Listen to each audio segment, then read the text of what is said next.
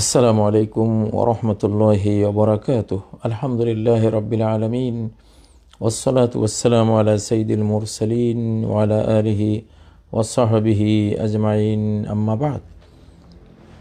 প্রিয় দর্শক শ্রোতা ভাই বোনেরা, প্রিয় বাংলাদেশি বাংলাভাষী বন্ধুরা, কাছে দূরে সকল মুসলিমা ভাই বোনেরা, আশা করি আপনারা ভালো আছেন।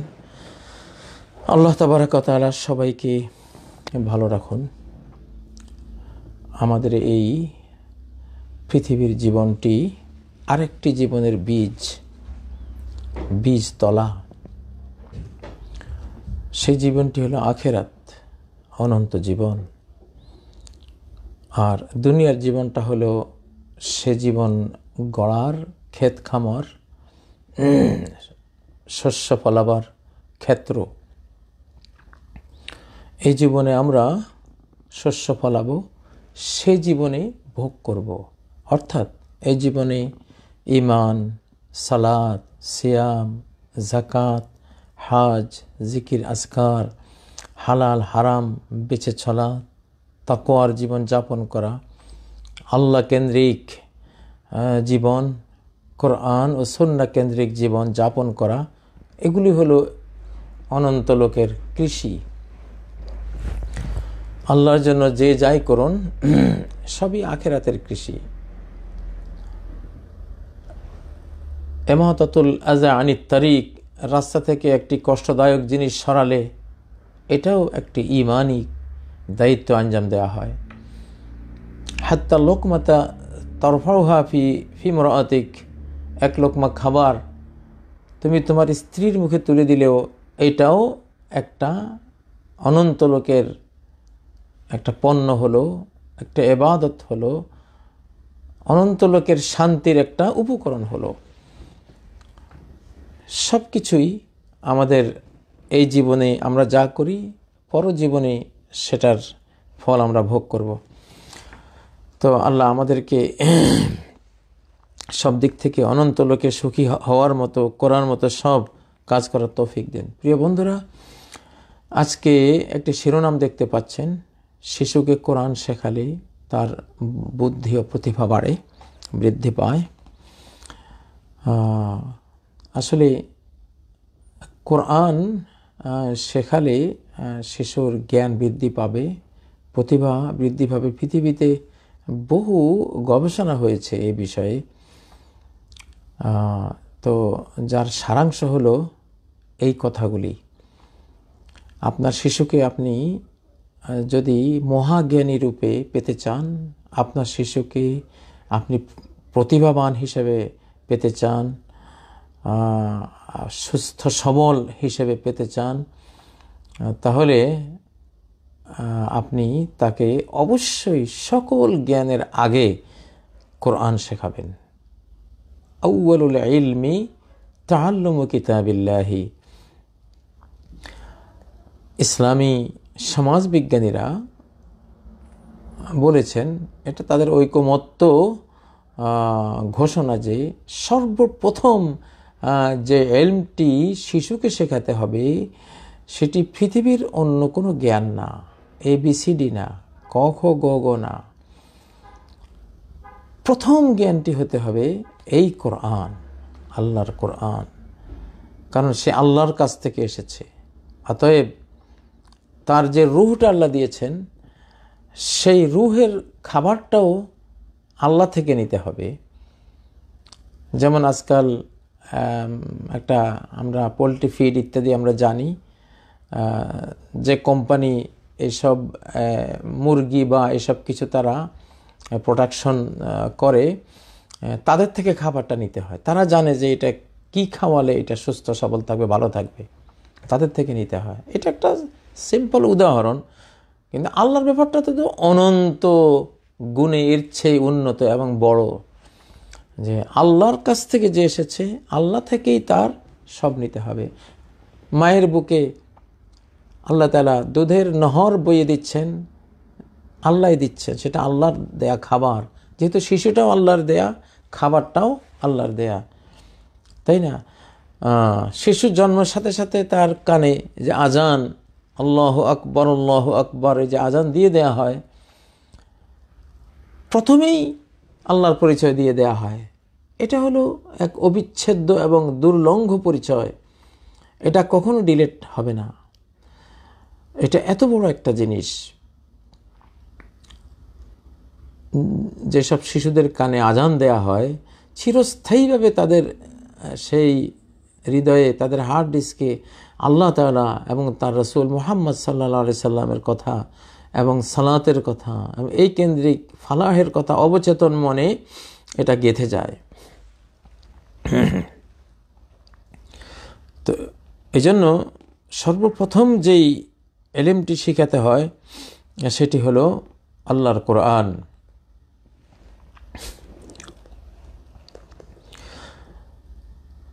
আসলে কুল্লু মৌলুদিন ইউলাদু আলাল ফিতরা, প্রত্যেক শিশুই আল্লাহর পরিচয়, তার প্রেম, প্রীতি, ভালোবাসা এবং আল্লাহর একত্ববাদ নিয়ে পৃথিবীতে আসে। কুল্লু মৌলুদিন ইউলাদু আলাল ফিতরা, এটি সহিহ বুখারীর হাদিস। ফাআবাওয়াহু ইউহাউবিদানিহি আও ইউমাজ্জিসানিহি আও ইউমাসসিরানিহি, তার মা বাবাই তাকে তাদের জ্ঞানহীনতা বসে, তাদের বোকামি বসে কেউ ইহুদি বানায়, কেউ খ্রিস্টান বানায়, কেউ অগ্নিপূজারী বানায়, তারা নষ্ট করে দিল। কিন্তু আল্লাহ বানিয়েছেন তাকে একত্ববাদী চেতনা নিয়ে, আল্লাহর পরিচয় নিয়ে, আল্লাহর প্রণয় বিনয় নিয়ে, এগুলো সব তার ভিতরে দিয়ে আল্লাহ তারা তাকে পাঠিয়েছেন। সূরা আর-রুমের 30 নম্বর আয়াতে আল্লাহ বলেছেন, ফিতরাতুল্লাহিল্লাতী ফাতারান-নাস আলাইহা, এটি আল্লাহর সৃষ্টি স্বভাব, আল্লাহর সৃষ্টিগত এবং সহজাত, আল্লাহর দেয়া সহজাত প্রবৃত্তি, সহজাত তার চেতনা, যেই সহজাত চিন্তা, চেতনা, বিশ্বাসের উপরে আল্লাহ তাআলা মানুষকে সৃষ্টি করেছেন।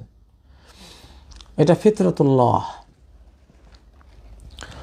তো কোরআন শেখালে শিশুর প্রতিভা বাড়ে। আমি এটা একবারে প্রত্যক্ষদর্শী। আমি একসময় প্রায় 5-6 হাজার মক্তব আমি চালাতাম, লক্ষ লক্ষ শিশুকে এই মক্তবগুলোতে কোরআন শিক্ষা দিয়েছি। তো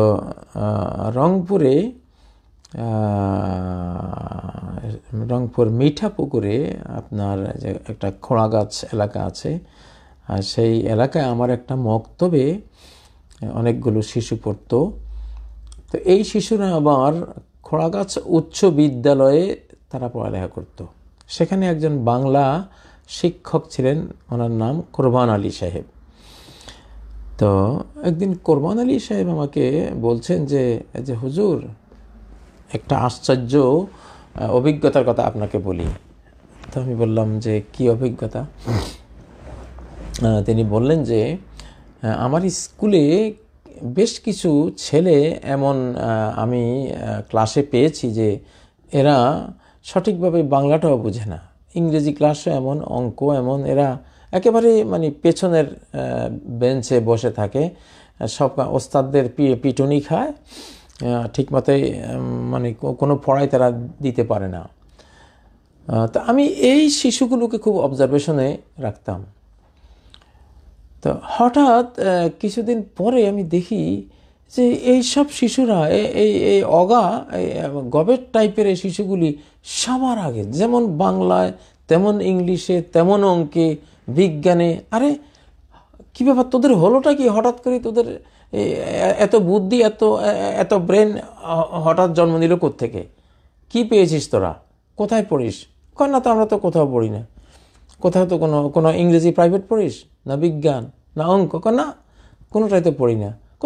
আশ্চর্য, তো তোরা তো আগে দেখতাম তোরা খালি পিঠে খাইতি, আর কোনো ক্লাসের কোনো পড়াই তোরা ঠিকমতো আদায় করতে পারতি না। এখন এমন সুন্দরভাবে সব কিছু বুঝতে পারতেছো, সব আদায় করতে পারতেছো, ব্যাপারটা কি?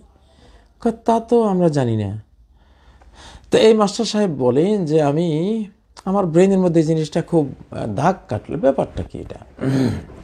কয়েকদিন আমি এর কারণটা আমি দেখা মাত্র আমি বুঝলাম।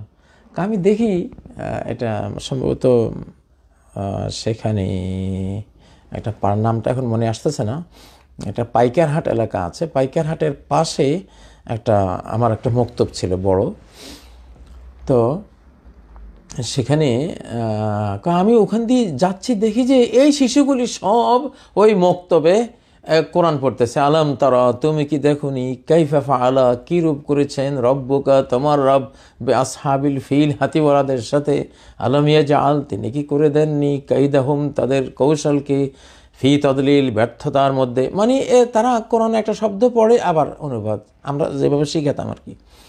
আমি কিছুক্ষণ ওখানে থমকে দাঁড়িয়ে আমি শুনলাম, এত সুন্দর তারা আরবি কোরআন পড়ছে, আবার তার ট্রান্সলেশনও তারা বাংলাতে এত সুন্দরে তারা বলছে মুখস্থ।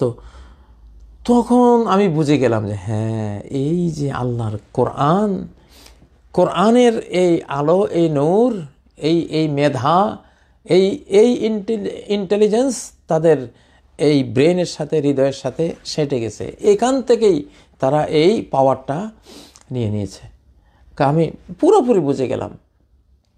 তো দেখেন, এটা তো আমার জীবনের একেবারে চোখে দেখা ঘটনা।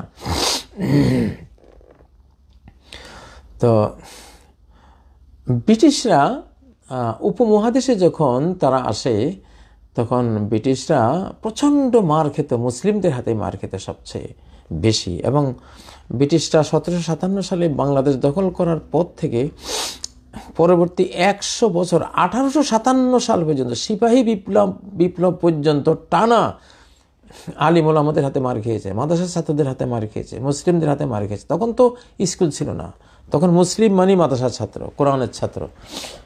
তো এদের সাথে ওদের অত্যাধুনিক অস্ত্র নিয়েও তারা মার খায়, পারে না। কারণটা কি? ব্রিটিশরা এটা নিয়ে তাদের গোয়েন্দা বাহিনী ভিতরে তারা ঢুকিয়ে দিয়েছে যে এর কারণ বের করো, এদের মধ্যে এত যোগ্যতা কোত্থেকে আসে, এত শক্তি কোত্থেকে আসে, এদের সাথে আমরা আমাদের এত কিছু নিয়ে আমরা কেন পারতেছি না। তো তখন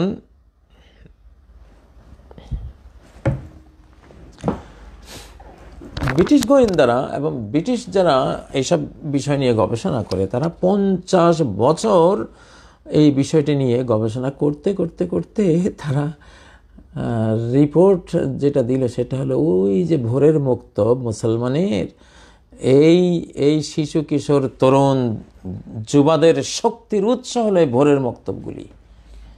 সকালে যাও, দেখো যে সবাই আলিফ বা তাসাস থেকে শুরু করে 30 পারা কোরআন তারা এই মক্তবে বসে শিখি। এই কোরআনের পাওয়ারের সামনে আমরা হেরে যাচ্ছি।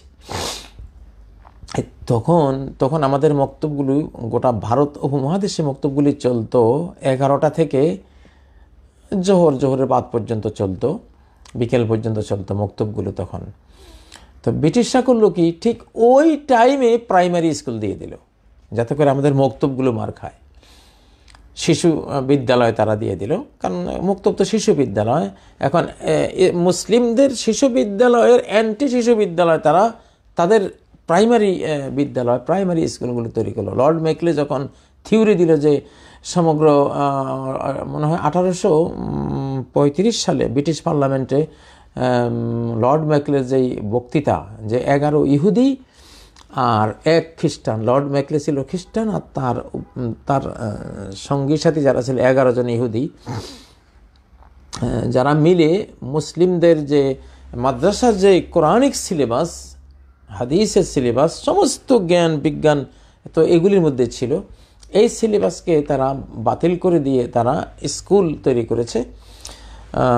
তো আমাদেরকে কি বানানোর জন্য লর্ড মেকলে বলেছিল, তার 1835, আমার যতদূর মনে পড়ে, ইংলিশ সেই বক্তৃতা আমার এখানে ছিল অনেকদিন। সে বলেছে, আমি সমগ্র ভারত ঘুরে ঘুরে দেখলাম, একটা ভিক্ষুক দেখলাম না, একটা গরিব লোকও দেখলাম না, একটা অশিক্ষিত লোকও দেখলাম না। এত উন্নত জাতি তোমরা ব্রিটিশরা কিভাবে কন্ট্রোল করবা?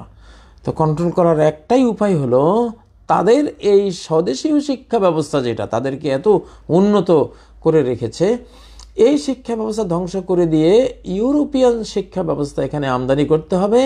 তাহলে রক্ত মাংসে তারা হবে এই ভারতীয় উপমহাদেশীয়, আর চিন্তায়, চেতনায়, শিক্ষায়, আচার আচরণে হবে ইউরোপিয়ান। তখন তোমরা এখানে তোমাদের এই শাসন, তোমাদের এই শোষণ ধরে রাখতে পারবে। তখনই কিন্তু তারা এটা করে। এই তখনই ফার্স্ট প্রাইমারি বিদ্যালয়ের সাথে দ্বন্দ্ব হয় আমাদের মক্তব্য। তখন সবাই, আমরা তো আপনারা জানেন যারা বয়স্ক মানুষ, সবাই আমরা মক্তব্যের ছাত্র। মক্তব্য হলো সর্বশ্রেষ্ঠ বিশ্ববিদ্যালয়, গোটা জাতীয় বিশ্ববিদ্যালয় হলো মক্তব। জাতির সব শিশুরা এই মক্তব্যে পড়ে। আগে এটাই নিয়ম ছিল, এখনও আছে, কিন্তু এখন হয়তো কমে গেছে। বিভিন্ন টাইপের শিশু বিদ্যালয় তৈরি হয়ে আমাদের আসল বিদ্যালয়টাকে ক্ষতিগ্রস্ত করে দিয়েছে। প্রথম ব্রিটিশরা এই কাজটা করেছে। মানে 11টা শুরু তো মক্তব, সে 11টাই তারা, আমরা তো গিয়েছি প্রাইমারি স্কুলে 11:15 বেল বাজে আর 11 থেকে ক্লাস শুরু। ঠিক আমাদের মক্তব টাইমটা তারা নিয়েছে, যাতে মক্তবগুলি মার খায়। তো আলেমরা যখন এটা দেখলেন, তো আলেমরা তখন মক্তবগুলিকে টাইম চেঞ্জ করে নিয়ে গেলেন ফজরের পরে, যে এখন থেকে আমাদের মক্তব হবে ফজরের পরে। তখন থেকে দীর্ঘ যুগের পর যুগ এটা বাদ ফজরে এই মক্তবটা চলেছিল। আমরাও বাদ ফজর মক্তবে পড়েছি। এখন আবার বাদ ফজর ওরা বিভিন্ন বিদ্যালয়, শিশু বিদ্যালয় বিভিন্ন নামে এটা দিয়েছে, যাতে এই টাইমটাও মুসলিম শিশুরা তারা না পায় কোরআন শেখার জন্য। তো ষড়যন্ত্রের কোনো শেষ নাই।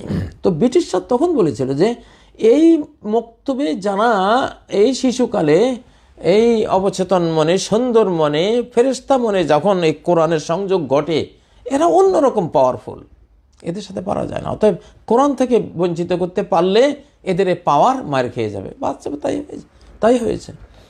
যারা কোরআনহীনভাবে গড়ে উঠেছে, পরে আর তারা শেষ পর্যন্ত ওদের সাথে মিশে গেছে। মুসলিম জাতির স্বকীয়তা তারা ধরে রাখতে পারেনি। যাই হোক, তারপরেও যেহেতু মুসলিম সমাজ যতই তারা বিকৃতির চেষ্টা করেছে, পরিপূর্ণ সফল হয়নি। কারণ স্কুলে যারা যেত তারাও এই ভোরের মক্তবের ছাত্র তারা হতো, সেই কারণে স্কুল তৈরি করেও তারা সফল হয়নি পুরোপুরি, আংশিক সফল হয়েছিল। তো দেখুন, প্রতিভার মূল কেন্দ্র এবং কারণ হলো এই কোরআন। সুবহানাল্লাহ। আমি আমার এই বয়সে আমি তো এই কোরআন এখন আলহামদুলিল্লাহ, আমি যে 36 দিন এই কোরআন হেফজ করার পরে এখন যখন প্রতি 7 দিনে কোরআন খতম করার যে একটা সুন্নাহ, জেলখানা থেকে আলহামদুলিল্লাহ এটা আল্লাহ আমাকে দিয়েছেন। তো এখন দেখি যে হাদিস, আমি 40 বছর যে হাদিস পড়িয়েছি, জানো সে হাদিসগুলো আসলে সহজে এখন সামনে নিয়ে বসার সময় পাই না, পড়তে পারি না, কিন্তু স্মৃতিতে ঠিকই আসে। কোরআন যেন টেনে নিয়ে আসে, কারণ মূল তো কোরআন থেকেই নবীজি যেটা বুঝতেন সেটা হাদিস আকারে বলতেন। তো আমি যখন এখন কোরআন তেলাওয়াত করি বিপুলভাবে, কোরআনেই ওই বুখারী, মুসলিম, তিরমিজি, নাসাই কোথায় কবে কত আগে হাদিসগুলো পড়েছি, যেন এই কোরআন ওটাকে টেনে নিয়ে আসে। এটা যেন একটা মূল, একটা ভূকেন্দ্রে যেমন একটা চুম্বক শক্তি, চুম্বক, এই কোরআন যেন একটা চুম্বক, সব জ্ঞানকে সে টেনে আনে। এটা আমার ব্যক্তিগত এখনকার আমার অভিজ্ঞতা, অনুভূতি। তো কোরআন কি না পারে, এবং কোরআনওয়ালা মানুষ আমি দেখেছি আজীবন তারা সুস্থ সবল, এবং তাদের ব্রেন ঠিক থাকে, হার্ট ঠিক থাকে, সব। বয়সের কোনো ছাপ তেমন তাদের মধ্যে আপনি দেখবেন না। আমি যদ্দূর মনে পড়ে, নেত্রকোনা আমার এক ছাত্র, তার নাম ফিরোজ, তার বাবা এখন বেঁচে আছেন কিনা জানি না। আমি বাংলাদেশে থাকতে ওখানে যখন মক্তব দেখতে যেতাম, তো তার বাবাকে দেখতাম 110 বছর বয়স, চশমা ছাড়া দেখে কোরআন পড়ে প্রতিদিন। তিনি আমাকে বলেছেন যে স্কুল জীবনে আমাকে এক ওস্তাদ বলে দিয়েছিলেন প্রতিদিন কোরআন পড়বে। তো সেই কবেকার সেই স্কুল জীবনে তাকে তার ওস্তাদ বলেছিল, তিনি 110 বছর পর্যন্ত নিয়মিত কোরআন পড়ছেন প্রতিদিন, এবং চশমা ছাড়া 110 বছরে। কোন এটা কি মানুষের শক্তি না কোরআনের শক্তি? কোরআনের শক্তি। এমন কত কাহিনী আছে পৃথিবীতে। তো যা হোক, এখন আল্লাহ তাআলা এই জন্যই কোরআনে কি বলেছেন দেখুন, কোরআনের 22 নম্বর পারা 35 নম্বর সূরা, আল্লাহ বলছেন ثم أورثنا الكتاب الذين اصطفينا من عبادنا, তারপর আমি উত্তরাধিকারী বানিয়েছি আল কিতাব, কিতাবের এই কোরআনের, এটা সমস্ত আসমানি গ্রন্থের সার নির্যাস, এই কোরআনের আমি ওয়ারিশ বানিয়ে দিয়েছি। কাদেরকে? সবাইকে না, সবাইকে না, পৃথিবীর 850 কোটি মানুষ থেকে আমি তাদেরকে এই কোরআন দিয়েছি, বা যুগে যুগে যত শত কোটি মানুষের ছিল সবার থেকে বাছাই করে সবচেয়ে ব্রেইনি, সবচেয়ে হৃদয় যাদের প্রতিভাবান, সতেজ, তো এই গ্রুপটাকে বাছাই করে কোরআনের জন্য আমি তাদেরকে কোরআনের ওয়ারিশ বানিয়েছি, কোরআনের ছাত্র বানিয়েছি, কোরআনের শিক্ষক বানিয়েছি। এমনি হয় না। আল্লাযীনা ইসতাফাইনা মিন ইবাদিনা, আমার বান্দাদের মধ্যে যাদেরকে আমি মনোনীত করেছি, পছন্দ করেছি, উম্মতে মুহাম্মাদিয়া হওয়ার জন্য যাদেরকে মনোনীত করেছি। এখানে এই আয়াতের প্রাথমিক বাছাই পর্বে ইসতাফাইনা, যাদেরকে আমি নির্বাচন করেছি, এটা টোটাল উম্মতে মুহাম্মাদিয়া কোরআনের জন্য নির্বাচিত। আজকে যে 200 বা 250 কোটি মুসলিম, এরা সবাই আল্লাহর কোরআনের জন্য নির্বাচিত। আল্লাহ এদেরকে মনোনয়ন দিয়েছেন যে আমার কোরআন তোমাদের সিনায় আমি দেব। অবশ্য গোটা মানব জাতির মধ্যে আল্লাহ বাছাই করেছেন কাকে? সবচেয়ে বোকাটাকে, সবচেয়ে বুদ্ধিমানটাকে, সবচেয়ে প্রতিভাবান, সবচেয়ে যারা চৌকস, তাকে তো রব্বুল আলামিন স্বয়ং সৃষ্টিকর্তার বাছাই করবো। এটা তো বাছাই করে আল্লাহ তাআলা কি বলছেন, তারা আবার তাদের মধ্যে যখন কম্পেয়ার করব, এরা তো অন্য জাতির চেয়ে বাছাই করা, কিন্তু এদের মধ্যে আবার first class, second class, third class আছে। ফামিনহুম যালিমুল লিনাফসিহি, তো আমি কোরআনের জন্য যে উম্মতে মুহাম্মাদিয়াকে নির্বাচন করেছি, তাদেরকে কোরআন দিয়েছি, তো তাদের মধ্যে একদল আছে যালিমুল লিনাফসিহি, নিজের নফসের উপরে জুলুম করে, নিজের উপরে অবিচার করে। দেখা দিল ফরজ সালাত একটু একক তো পড়ল না, একটা হারাম জিনিস, একটা নেশাদ্রব্য খেয়ে ফেললো, বা যে কোনো একটা হারাম করে ফেললো, এগুলি জালিম, এগুলি জালিম। কোরআন প্রাপ্ত, কোরআনের জন্য নির্বাচিতদের মধ্যে এই একটা শ্রেণী হলো জালিম শ্রেণী, থার্ড ক্লাস শ্রেণী, তৃতীয় শ্রেণী। আচ্ছা, দ্বিতীয় ওয়ামিনহুম মুকতাসিদ, তাদের মধ্যে আরেক দল আছে মুকতাসিদ, এরা দ্বিতীয় শ্রেণীর, এরা হলো মধ্যম সারির, এরা সব ফরজ ঠিকঠাক মতো আদায় করে, সব হারাম বর্জন করে, হয়তো সুন্নত মুস্তাহাবের মধ্যে একটু ত্রুটি করে। এরা হলো মুকতাসিদ, এরা সেকেন্ড ক্লাস কোরআনের জন্য নির্বাচিত মুসলিম উম্মার সদস্য। ওয়ামিনহুম সাবিকুম বিল খায়রাতি বিইজনিল্লাহ, তাদের মধ্যে আরেক দল হলো সাবিকুম বিল খায়রাত, সকল ভালো কাজে সবার থেকে এগিয়ে, ফার্স্ট ক্লাস, একেবারে আপার ক্লাসের কোরআনের জন্য বাছাই করা, হাফেজে কোরআন, মুআল্লিমুল কোরআন, কোরআন নিজে শিখে আর আরেকজনকে শেখায়, কোরআন দিয়ে বক্তব্য দেয়, যারা হাজার হাজার আলিম উলামা যারা আছেন, তো এরা হলো সাবিকুম বিল খায়রাতি বিইজনিল্লাহ। এরা কোনো ফরজ ছাড়ে না, কোনো হারাম কাজ করে না, ওয়াজিবও ছাড়ে না, সুন্নতও ছাড়ে না, মুস্তাহাবও ছাড়ে না, এরা কমপ্লিট, যা পায় যেখানে ইসলামের মধ্যে তাই আমল করে। হ্যাঁ, এরা হলো সবার আগে জান্নাতে, সবার আগে চলে যাবে। আচ্ছা, এটা 3 গ্রুপ, কেমন? জালিম, মুকতাসিদ, সাবেক, এই 3টা গ্রুপ, তিনটাকে একসাথে করে এবার আল্লাহ বলছেন যালিকা হুয়াল ফাদলুল কাবীর। এটা এই যে মানে কোরআনিক জাতির সদস্য হয়ে জালিম হও, মানে থার্ড ক্লাস হও, অথবা মুকতাসিদ সেকেন্ড ক্লাস হও, অথবা সাবেক ফার্স্ট ক্লাস হও, হুয়াল ফাদলুল কাবীর, বিশাল মর্যাদা। এটা জালিম, কোরআন পাইয়া জালিম হইলেও লাভ, মুকতাসিদ হইলে তো লাভ আছে, সাবেক হইলে তো লাভের আর শেষে নেই। সবাই লাভবান, এখানে সবাই ফজিলতওয়ালা, মর্যাদাওয়ালা, কোরআনওয়ালা। তো হোক না তার অনেক গুনাহ আছে, অনেক কিছু আছে, কিন্তু এই কোরআনের মর্যাদা কোথায় যাবে? কোরআনের মর্যাদা কোথায় যাবে?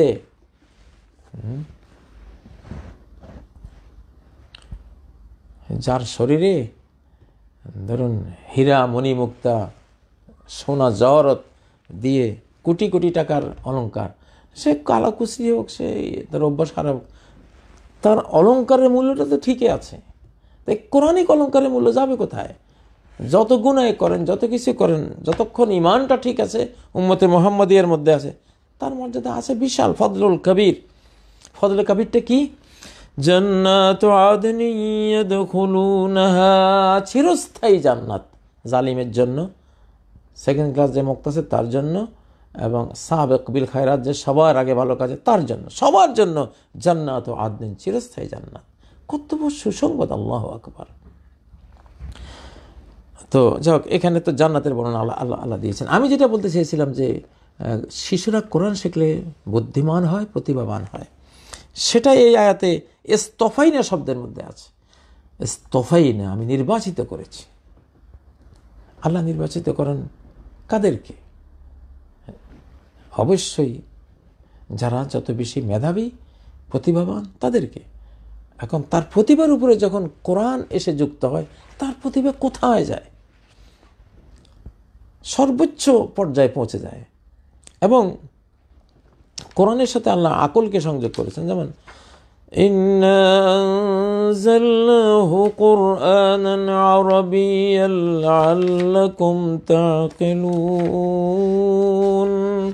আমি একে কোরআনে আরবি রূপে নাজিল করেছি, লাআল্লাকুম তাকিলুন, যাতে তোমরা বুঝতে পারো, আকলকে কাজে লাগাতে পারো, আকলমন্দ হতে পারো, তোমরা বুদ্ধিমান হতে পারো। দেখুন, লাআল্লাকুম তাকিলুন, আমি একে কোরআনে আরবি বানিয়েছি কেন? লাআল্লাকুম তাকিলুন, যাতে তোমরা বুদ্ধিমান হতে পারো।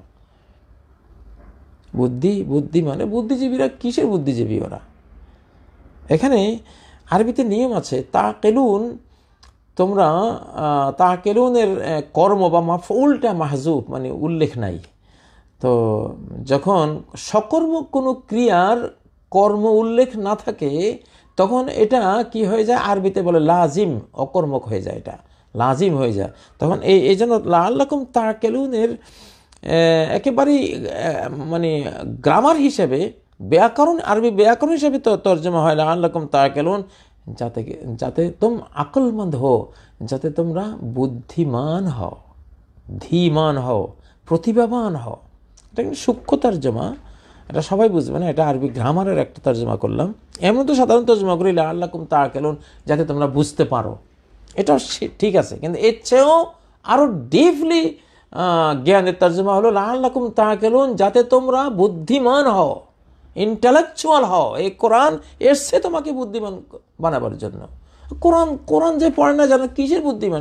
সে তো আবু জাহাল। সে নিজের পায়ে কুড়াল মারে, সমাজের পায়ে কুড়াল মারে, নিজে জাহান্নামে যায়, নিজের ছেলে মেয়ে স্ত্রী পরিজন মা বাবা 14 গোষ্ঠী নিয়ে আসে চিরস্থায়ী জাহান্নামের সে নাপাক গর্তে যে ফেলে দেয়, তারে বুদ্ধিমান বলে কে? তার মতো বোকা আছে নাকি পৃথিবীতে? লাআল্লাকুম তাকিলুন, তাহলে কোরআন বুদ্ধিমান বানায়, কোরআন নিজে বলেছে। এটা সূরা ইউসুফ 3 নম্বর আয়াত। আচ্ছা, সূরা নাহলের মধ্যে আবার যে কোরআন যে পড়ে সে কি হয়? গবেষক হয়, চিন্তানায়ক হয়ে গেল। সে একজন চিন্তাশীল। যারা চিন্তানায়ক তারাই বিশ্বনায়ক হয়, কারণ পৃথিবীটা চলে চিন্তা ফিকিরের উপরে। যারা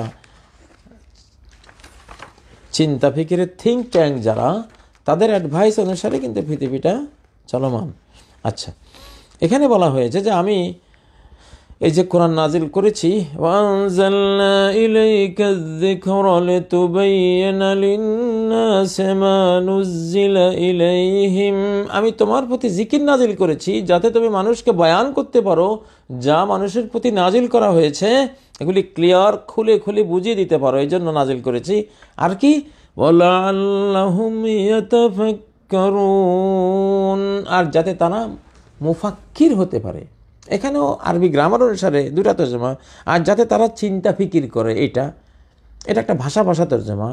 ডিপ তর্জমা হলো লাআল্লাহুম ইয়াতাফাক্কারুন, এখানেও মাফুল নাই, এটা যে কর্মটা, ক্রিয়ার কর্মটা উল্লেখ নাই, তাহলে অর্থটা হয় লাআল্লাহুম ইয়াতাফাক্কারুন, আর যাতে করে তারা মুফাক্কির হয়, চিন্তাশীল হয়, হ্যাঁ, অ্যানালাইসিসকারী হয়। তো হ্যাঁ, এটা কত বড় গুণ! একটা জিনিস, একটা মানুষের গবেষক হওয়া বিশাল এক ডিগ্রি। এটা আমরা জানি। আমরা যখন কোরআন পড়ি, কোরআন তো চিন্তাগুলো এনে দেয়। একটা মানুষকে মুফাক্কির বানাতে কোরআনের কোনো জড়ি নেই। তাহলে আপনার শিশুকে এই কোরআন বুদ্ধিমান বানালো, চিন্তা গবেষক বানালো, অ্যানালাইসিস করার যে কোনো বিষয়ে একটা ক্ষমতা আপনার ভিতরে দিয়ে দিল। আসলে কি বলবো, এটাতে একটা দিক শুধু আমি এখানে আপনাদেরকে আজকে বলতেছি। কোরআনের যে 52টা নাম আছে, সেই 52টা নামের 52টা বৈশিষ্ট্য কোরআনের পাঠকের ভিতরে তো চলে যায়, ডাউনলোড হয়ে যায়। ওই 52টার মধ্যে তো মানবীয় গুণ যা আছে সবই চলে আসে। যেমন একখানে আল্লাহ বলেছেন, وَكَذَلِكَ أَوْحَيْنَا إِلَيْكَ رُوحًا مِّنْ أَمْرِنَا, সূরা আশ-শূরার 52 নম্বর আয়াত, যে আমি তোমার প্রতি নাজিল করেছি রুহান, রুহ মিন আমরিনা, আমার আদেশ সম্বলিত রুহ, প্রাণ। তাহলে কোরআন যে শিখে, যে শিশুটা কোরআন পড়ে, তার রুহের সাথে কোরআনিক রুহের কি ঘটে? সংযোগ ঘটে। তাহলে এক দ্বৈত ক্ষমতার অধিকারী হয়ে গেল। দুইটা আত্মা তার, একটা আত্মা হলো তার মানবাত্মা, আরেকটা আত্মা হলো তার কোরআনিক আত্মা, কোরআনিক সোল, কোরআনিক রূহ। কতটা স্পিরিচুয়াল পাওয়ার এই কোরআন শেষের মধ্যে তাহলে দিয়ে দেয়। মুহাম্মদ সাল্লাল্লাহু আলাইহি সাল্লাম যে সমাজে এসেছিলেন, কি ছিল? কোনো শিক্ষা দীক্ষা বিদ্যালয় কিছুই তো নাই। একটা জাহিলিয়াত, আল্লাহ নাম দিয়েছেন জাহিলিয়াত, জাহেল জুহালা, সব গণ্ডমূর্খের কাণ্ড কারখানা, সব জ্ঞানের কোনো কিছুই নেই। মূর্তি পূজা করে, মরা খায়, চিকা খায়, ইন্দুর খায়, খালি যারে পায় তারে খুন করে, মানে যেখানে কোনো টাকা পয়সা আছে লুট করে, নারীদেরকে কেড়ে নিয়ে যায়, ধর্ষণ করে, মানে মদ জুয়া হেন অপকর্ম নাই যা তারা করতো না।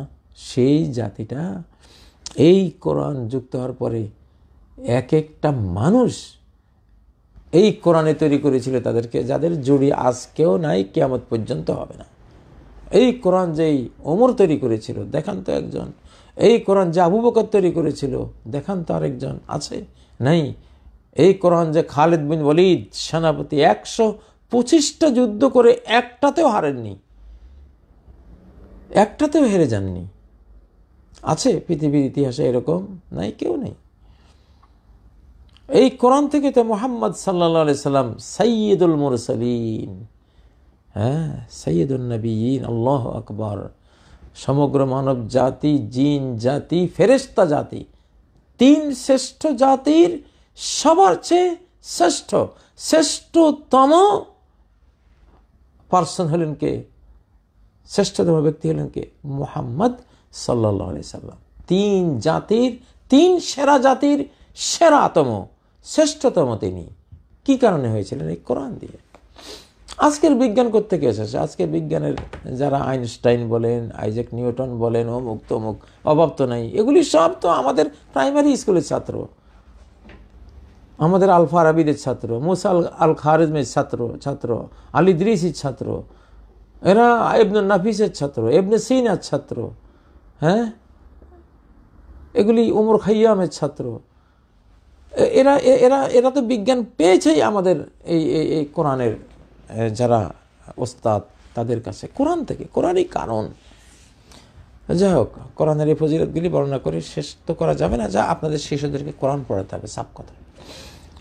এখন শিশু 2 প্রকার। এক শিশু হলো ছোট্ট শিশু, এদেরকে তো কোরআন পড়াবে নেই। আর একটা শিশু হলো বৃদ্ধ শিশু, মানুষ তার বয়সের 2 প্রান্তে শিশু। তো ছোট্ট শিশুকেও কোরআন দিতে হয়। আর যে কোরআন শিখে নাই, তার বয়স 80 বছর হলেও সে শিশু। যে কোরআন জানে না, তাকে সাবালক বলে তো লাভ নেই, সে নাবালক। কোরআন জানে না, তার সাবালকের কাতারে আমরা ধরি না। আমি যখন ওই যে বক্তব্যগুলো পড়াতাম, হাজার হাজার বক্তব্য, আমি এটাই বলতাম যে কোরআন জানে না সে নাবালক, সাফ কথা। যদিও সে সাবালক বয়সে, জ্ঞানে সে নাবালক, তাকে আমরা শিশু হিসেবে ধরতে হবে। 60, 70, 80 বছর যাই বয়স হোক, তাকে কোরআনের মক্তবে ভর্তি করাতে হবে, কোরআন শেখাতে হবে। এইভাবে আমরা শিখাতাম। এখন বাংলাদেশে এটা আছে, কত ভাইস চ্যান্সেলর, কত প্রফেসর, কত বড় বিজ্ঞানীরা এখন ওস্তাদের কাছে বসে বসে কোরআন শিখতেছে। শিক্ষাতে কোনো লজ্জা নাই। নবী সাল্লাল্লাহু আলাইহি ওয়াসাল্লাম 40 বছরে কোরআন পেয়েছেন, কত কত সাহাবীরা 60 বছরে এই কোরআন পেয়েছেন, কেউ 80 বছরে পেয়েছেন। শেখাতে কোনো লজ্জা আছে? নেই। তো কোরআন শিখুন। আল্লাহ তাআলা কোরআন শেখার সবাইকে তৌফিক দান করুন। কোরআনের মাধ্যমে আমরা প্রতিভাবান হই, বুদ্ধিমান হই, জ্ঞানবান হই, চিন্তাশীল, চিন্তানায়ক হই এবং দুনিয়া আখিরাতে আমরা সফল হই। আল্লাহ আমাদেরকে তৌফিক দিন। সুবহানাকাল্লাহুম্মা বিহামদিক, আশহাদু আল্লা ইলাহা ইল্লা আনতা, আস্তাগফিরুকা ওয়া আতুবু ইলাইক। আসসালামু আলাইকুম ওয়া রাহমাতুল্লাহি ওয়া বারাকাতুহু।